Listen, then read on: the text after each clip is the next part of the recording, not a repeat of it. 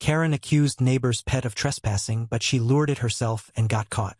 Karen stood on her pristine lawn, her arms crossed, eyes narrowed at the golden retriever sniffing her roses. Max, the dog, was oblivious to the storm brewing in Karen's mind. To her, he was an intruder, a symbol of everything wrong with her cul-de-sac. The neighborhood had always been her domain, perfectly trimmed hedges, spotless driveways, and rules she enforced with an iron grip. But Tom, her new neighbor, didn't fit her mold.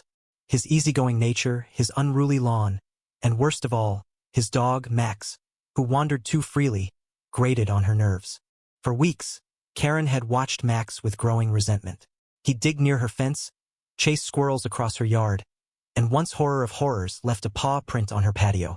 She'd warned Tom repeatedly, her voice sharp with authority. "Keep that dog contained, or I'll call animal control." Tom would nod, apologetic, promising to fix the fence, but nothing changed. Karen's patience snapped. She needed to teach him a lesson, one that would make the neighborhood see her as the victim, the righteous one. Her plan was simple: lure Max into her yard, stage a trespassing incident, and report it. She bought a cheap steak from the supermarket, left it just inside her gate, and waited. Sure enough, Max's nose led him straight to it. Karen snapped photos, her heart racing with triumph. She called animal control, her voice trembling with rehearsed outrage. "That dog's a menace. It's destroying my property." By the time Tom arrived, summoned by her complaint, a small crowd had gathered. Karen held court, waving her phone with the incriminating photos. Tom's face flushed with confusion and anger. "Max doesn't destroy anything. He's never even been in your yard before." His teenage daughter, Lily, stood beside him, clutching Max's leash, her eyes blazing. "You're lying. Max stays in our yard unless someone opens the gate." Karen scoffed, dismissing Lily as a child who didn't know better. The neighbors murmured, some nodding at Karen's evidence, others skeptical. The air crackled with tension, the kind that splits a community down the middle. Animal control arrived, a weary officer named Jenkins who'd dealt with Karen's complaints before. He examined the photos, then Max, who sat innocently, tail wagging. "Looks like a one-time thing," Jenkins said. "Maybe a warning, not a fine." Karen's face reddened. "A warning? This dog's a danger. I demand action." Her voice rose shrill, drawing more eyes. Tom shook his head, his voice low but firm. "Karen, you're blowing this out of proportion. Max is harmless." The confrontation escalated, voices overlapping, accusations flying. Lily, usually shy, stepped forward. "Check her security camera," she blurted. The crowd fell silent. Karen froze. She'd forgotten about the camera she'd installed last year, pointed at her backyard for safety. It would have caught everything: the steak, her opening the gate, Max wandering in. Her stomach churned.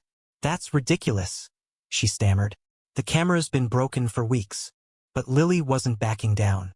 "Then let's check it. If you're telling the truth, it won't matter." The neighbors nodded, their curiosity piqued. Karen's mind raced for an excuse, but none came. Jenkins, sensing the shift, asked calmly, "Mind if we take a look, ma'am?" Cornered, Karen led them to her garage, where the camera's monitor was. Her hands shook as she powered it on, praying for a glitch. The footage was crystal clear. There she was, placing the steak, opening the gate, and waiting for Max to take the bait. Gasps rippled through the crowd. Tom's jaw tightened, but he said nothing. Lily's eyes filled with tears, not of sadness but of vindication. "You set him up," she whispered. The neighbors turned on Karen, their whispers now accusations. "How could you?" one said. "Framing a dog? That's low," said another. Karen's world unraveled. She stammered, "It wasn't like that. I just wanted him to learn." But no one listened. Jenkins issued her a warning, not for Max, but for filing a false report. Tom took Max home, his silence louder than any lecture. Lily lingered, staring at Karen. "You made everyone hate us for nothing," she said, her voice breaking. "Why?" The twist came unexpectedly. Mrs. Ellis, an elderly neighbor who rarely spoke, shuffled forward. She'd been quiet during the drama, but now her voice cut through. "I saw Karen do it," she said. "I was in my window, saw her set the steak out yesterday. Didn't say anything because I thought she'd confess." The crowd turned to Mrs. Ellis, stunned. She'd lived there longer than anyone, her word gold. Karen's face burned with shame. Her lie, her carefully crafted image, crumbled under the weight of truth. Days passed, but the neighborhood wasn't the same. Karen's calls to HOA meetings went unanswered. Her complaints, once feared, were ignored. Max still roamed, but now neighbors tossed him treats, a quiet rebellion against her. Karen sat alone in her perfect house, the silence suffocating. She'd wanted control, respect, but all she'd earned was isolation. The bitter truth stung. Her need to be right had cost her everything. Tom and Lily, meanwhile, found unexpected allies. Mrs. Ellis brought them cookies, sharing stories of her own dog from years ago. The neighborhood rallied around them, their bond strengthened by the shared ordeal. But the victory felt hollow. Tom wondered if he could have fixed the fence sooner, if he'd taken Karen's complaints more seriously. Lily, though, carried the lesson forward, vowing never to let a bully silence her. The story of Karen and Max spread, a cautionary tale whispered at barbecues and book clubs. It wasn't just about a dog or a lie, it was about trust, community, and the cost of pride. Karen's downfall wasn't the fine or the footage. It was the moment she realized no one believed in her anymore. And that was a wound that wouldn't heal. What do you think? Where does justice lie in a conflict like this, when pride and truth collide?